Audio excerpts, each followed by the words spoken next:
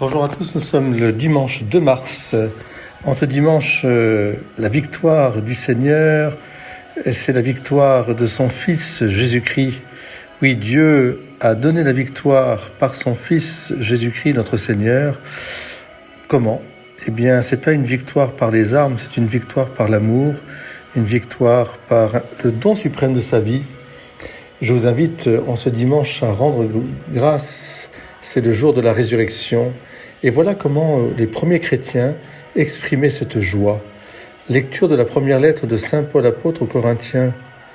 Frères, au dernier jour, quand cet être périssable aura revêtu ce qui est impérissable, quand cet être mortel aura revêtu l'immortalité, alors se réalisera la parole de l'Écriture. La mort a été engloutie dans la victoire. Ô mort, où est ta victoire ? Ô mort, où est-il ton aiguillon ? L'aiguillon de la mort, c'est le péché, et ce qui donne force au péché, c'est la loi. Rendons grâce à Dieu qui nous donne la victoire par notre Seigneur Jésus-Christ. Ainsi, mes frères bien-aimés, en ce dimanche, soyez fermes, soyez inébranlables, prenez une part toujours plus active à l'œuvre du Seigneur, car vous savez que dans le Seigneur, la peine que vous donnez n'est pas perdue. Bien voilà, nous savons que la mort et le péché ont été engloutis, et cette loi qui est inscrite en nous, qui est une loi aussi d'humilité, qui est d'accepter aussi notre condition mortelle, c'est-à-dire aussi pécheresse, ne s'arrête pas là. Car là où la mort et le péché avaient abondé, la grâce a surabondé et la vie éternelle.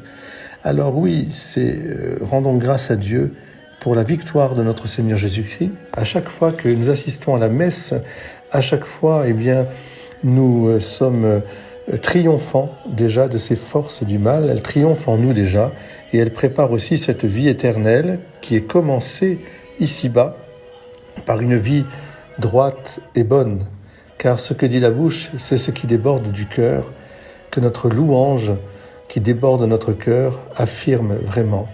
Le Christ Jésus est ressuscité. Il est bon alors de te rendre grâce, Seigneur, de te dire merci en ce dimanche.